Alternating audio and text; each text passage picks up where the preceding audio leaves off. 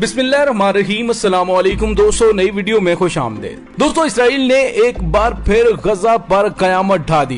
पूरी रात तबाहकुन बमबारी जारी रही, लेकिन अजान फजर के साथ ही हमास की जानिब से ऐसा जवाब दिया गया कि इसराइल सर पकड़कर बैठ गया है।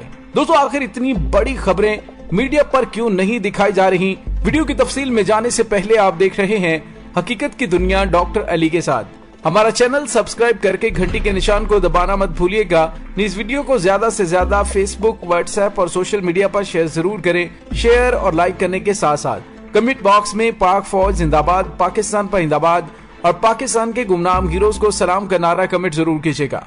दोस्तों, इसराइल और गजा के दरमियान होने वाला सीज फायर खत्म हो गया। गुज़िश्ता रात इसराइल ने एक बार फिर फलस्तीनी इलाकों पर कयामत ढा दी। जी हाँ दोस्तों, ये खबर आपको बावसूख जराये के हवाले से बता रहे हैं कि इसराइल की जानिब से गुज़िश्ता रोज टैंकों के जरिए ईरानी तंसीबात पर शाम पर हमला किया और एक छावनी को तबाह करने का दावा किया। लेकिन दोस्तों, यहाँ पे आपको ये भी बताते चलें कि फलस्तीन की जानिब से गुज़िश्ता रोज इंतबाह जारी किया गया था और बताया गया था कि आज रात इसराइल की जानिब से फलस्तीन पर हमला हो सकता है।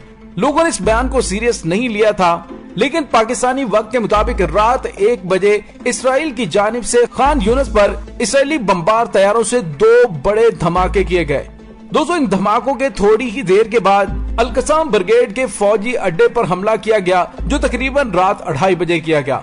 दोस्तों, उसके बाद रात 3:30 बजे तक हमास की तरफ से खामोशी छाई रही। फिर यकायक इसराइल में हमले के सायरन सुनाई देने लगे और 3:30 बजे के करीब हमास की गन्स ने अपने दहाने खोल दिए। लेकिन दोस्तों, हमास की जानिब से यह हमला एक बड़ी ही मंसूबा बंदी के साथ किया गया, सिर्फ ये चेक करने के लिए कि गजा के करीब इसराइल के तैनात किए गए आयरन डोम की तरफ से कितना क्विक रिएक्शन आता है। लेकिन आयरन डोम खामोशी से सोया रहा। और दोस्तों, इसके साथ ही सुबह 4 बजे हमास ने एंटी एयरक्राफ्ट गन्स के जरिए गजा के इलाके में दाखिल होने वाले इसराइली बमबार तैयारों को निशाना बनाया। दोस्तों, इसराइली बमबार तैयारे तो बच निकलने में कामयाब हो गए, लेकिन हमास की एंटी एयरक्राफ्ट गन का निशाना एक इसराइली बमबार ड्रोन बन गया, जिसे कामयाबी से निशाना बनाते हुए तबाह कर दिया गया।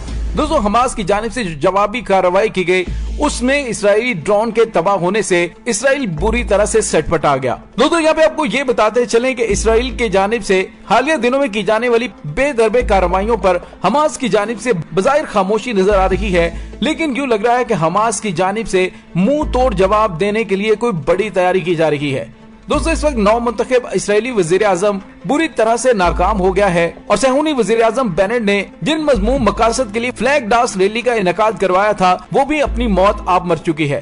दोस्तों, यहाँ पे आपको ये भी बताते चलें कि इसराइल के हालात अंदरूनी तौर पर बहुत ज्यादा खराब हो चुके हैं और सियासी निजाम में इख्तलाफ और खलीज उस वक्त शुरू हुई कि जब नफ्ताली बेनेट और गैलट टोनसर ने एक लिक्विड पार्टी से अलग होकर एक नई पार्टी की दाग बेल डाली। इसराइल की नई तश्कील पाने वाली काबीना में मुतजाद और मुतारब ग्रोह इकट्ठे हुए हैं, जिससे जल्द या बदेर बाहमी इख्तलाफात मजीद उभर कर सामने आएंगे। दोस्तों, हालिया दिनों में इसराइली हुकूमत की जानिब से की जाने वाले जारहाना हमलों का सिर्फ और सिर्फ मकसद एक तो अपने अंदरूनी मामलात से अवाम की तवज्जो हटाना है, ताकि बॉर्डर पर कशीदगी की वजह से हालात दब जाएं, जिस तरह से नेतन्याहू की जानिब से किया गया था। लेकिन नेतन्याहू की तमाम कोशिशें नाकाम हुई और बिलाखिर उसे वजारत उज़्मा की कुर्सी से हाथ धोने पड़े।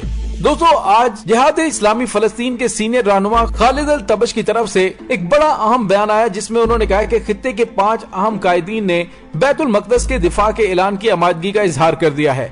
उन्होंने कहा कि 5 ममालिक सहूनी हुकूमत के खिलाफ जंग में शामिल होने और कुदस शरीफ की खातिर जंग की इलाकाई कमान संभालने के लिए तैयार हैं। इससे पहले हमास के तर्जुमान हाज़म अल कासम ने अपने बयान में कहा था कि गरबे उर्दन की फलस्तीनी जवानों की तहरीक आजादी फलस्तीन की जमानत है और जंग सैफुल कुदस में इस्तकामती महाज की फतह और जंग बंदी के बावजूद गासिब सहूनी हुकूमत बैतुल मक़दस, गरबे उर्दन और गजा के फलस्तीनियों के खिलाफ तशद्दुद और जारहियत का सिलसिला जारी रखे हुए है। दोस्तों, सहूनी हुकूमत के इक़दामात और मुहासरे के जवाब में फलस्तीनियों ने गैर कानूनी सहूनी बस्तियों पर आतिशी गुब्बारे छोड़ने का सिलसिला शुरू कर दिया है, जिसके नतीजे में गासिब सहूनियों को बड़े पैमाने पर नुकसान उठाना पड़ रहा है। दोस्तों, जिहाद इस्लामी की जानिब से जो बयान सामने आया है कि 5 ममालिक इसराइल के खिलाफ यानी पूरा खित्ता इसराइल के खिलाफ जंग लड़ने के लिए तैयार है। दोस्तों वो 5 ममालिक कौन कौन से हैं जिन्होंने इस जंग की कमान संभालने का ऐलान किया है, इसके बारे में उन्होंने हतमी तौर पर कुछ नहीं बताया, लेकिन आपको बताते चले कि इसमें हिजबुल्लाह, लिबनान, जॉर्डन, मिस्र, शाम और ईरान हो सकते हैं। दोस्तों शायद इसी वजह से इसराइल की जानिब से की जाने वाली जारहाना कार्रवाइयों के जवाब में मिसाइल या रॉकेट नहीं बरसाए जा रहे, सिर्फ सेल्फ डिफेंस किया जा रहा है। दोस्तों अभी तक जो इत्तलात मौसूल हुई हैं उसमें गजा में काफी ज्यादा नुकसान के खदशात जाहिर किए जा रहे हैं, ताहम हतमी तौर पर इसके हवाले से कोई खबर सामने नहीं आई। दोस्तों आने वाले चंद घंटों में ये फैसला हो जाएगा कि हमास की जानिब से इसराइल को किस तरह से जवाब देना है। इस वक्त इसराइली फौज और शहरियों का मोराल बुरी तरह से गिर चुका है। इसराइल के खिलाफ जंगी जुराइम की तफ्तीश हो रही है और इसराइल की कोशिश है कि किसी तरह से मामलात को दबाया जाए। दोस्तों ईरान पर 2015 के जोहरी मुआहदे में वापसी और पाबंदियां बिल्कुल खत्म होने के करीब हैं और ईरान चाहता है कि वो अभी बराह रास्त किसी जंग में ना कूदे। इसी वजह से ईरान की जानिब से सब्र तहम्मुल का मुजाहिरा किया जा रहा है और हमास और हिजबुल्लाह को भी कंट्रोल में रहने के लिए कहा गया है कि जैसे ही पाबंदियां खत्म होती हैं तो उसके बाद ईरान भरपूर तरीके से इसराइल के खिलाफ जंग में उनकी मदद कर सकेगा। दोस्तों इसी वजह से ईरान की फौजी छावनी पर होने वाले शाम में हमले का भी जवाब ईरान की जानिब से बज़ाहिर नहीं दिया गया, लेकिन यूँ समझ लीजिए कि ये इसराइल की जानिब से डाली जाने वाली वो कमेटी है जो किसी वक्त भी बड़े ही तबाहकुन अंदाज में निकलेगी और उसके बाद इसराइल का सफाए हस्ती से मिटना लिखा जा चुका है। दोस्तों यहाँ पे आपको ये भी बताते चले कि 17 जून जुमेरात की रात हमास की जानिब से होने वाले आतशी गुब्बारों के हमलों के जवाब में गजा पर बमबारी का इसराइल ने जवाब पेश किया है। इसराइली हमले इतने जोरदार थे कि गजा सिटी में भी उसकी आवाजें सुनाई दी, ताहम ये वाजे नहीं हो पाया कि उसमें कितना जानी और माली नुकसान हुआ है। दोस्तों यहाँ पे आपको ये भी बताते चलें कि हमास की जानिब से गजा में बहुत से ऐसे कारकुनान को जमा कर लिया गया है जो गुज़िश्ता चंद रोज से आग भड़काने वाले गुब्बारे इसराइल में मुसलसल भेज रहे हैं और इसराइल इसका जवाब फिजाई हमलों से दे रहा है और उन्हें जारी रखने की बात भी उसने कही है। इसी वजह से जंगबंदी का मुआहदा खतरे में पड़ सकता है। दोस्तों यहाँ पे आपको ये भी बताते चले कि गुज़िश्ता रात इसराइली जंगी तैयारों ने हमास के फौजी विंग अल-कसाम ब्रिगेड के फौजी कंपाउंड और रॉकेट लॉन्च करने वाले एक ठिकाने को निशाना बनाया है। इसराइली फौज की जानिब से बूंदे दावे पेश किए जा रहे हैं और कहा कि वो गजा में हमास के ठिकानों पर हमले जारी रखेगा। दोस्तों याद रहे कि गुज़िश्ता रोज भी इसराइल की जानिब से एक निहत्ती फलस्तीनी लड़की जो डॉक्टर थी उसकी कार को गोलियों से छलनी कर दिया, जिसमें वो तड़पती रही, लेकिन इसराइली फौज ने न तो एम्बुलेंस को आने दिया और न ही किसी को उसकी मदद करने दी और दावा इसराइली फौज की जानिब से ये किया गया कि वो इसराइली फौज पर कार चढ़ाने लगी थी। दोस्तों इस तरह के बेबुनियाद और झूठे बहानों के पीछे इसराइली फौज छुपने की कोशिश करती रहती है, लेकिन पूरी दुनिया अब इसराइल की असलियत को जान चुकी है। अमरीकी वज़ीर ख़ारजा एंटोनी ब्लिंकन ने कहा है कि उन्होंने अपने नए इसराइली हममंसब यार लेपिड से फोन पर बात की है और उनका कहना था कि हमने इसराइल की सलामती के बारे में अमेरिका के पुख्ता अज़्म और अपने दो तरफा ताल्लुकात और मुस्तकबिल में दरपेश चैलेंजेस पर तबादला ख्याल किया है।